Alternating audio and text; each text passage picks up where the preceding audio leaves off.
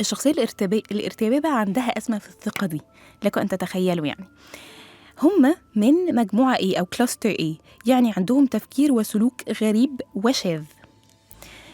الشخصية دي بيحطوا حاجز عشان محدش يقرب لهم، وعاملين كده حواجز يعني جامدة جدا عشان الناس تفضل بره حياتهم عشان يحموا نفسهم.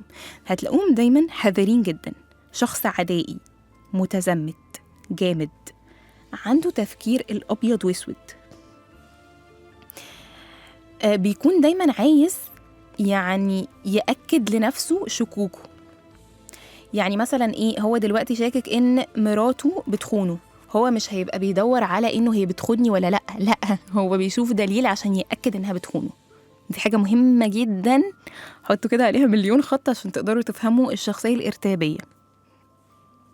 دايما حاسين ان الآخرين عندهم دوافع خفية، بيتهموا أقرب الناس ليهم سواء صحابهم إخواتهم مراتاتهم بإن هم بالخيانات البشعة. ودايما بيحسوا بالشفقة وعدم الاستحقاق للخيانات اللي بتحصل لهم وده بيخليهم يزودوا الغضب أكتر. ومثلا الناس هو مثلا شاكك في مراته، فيعمل ايه؟ يفضل سهران بقى طول الليل، يشوف قامت مش عارف ايه، يدور تحت السرير، حاجات شبه كده. فهم دايما بيدوروا علشان يأكدوا الحاجة اللي هم شاكين فيها ان هي صح.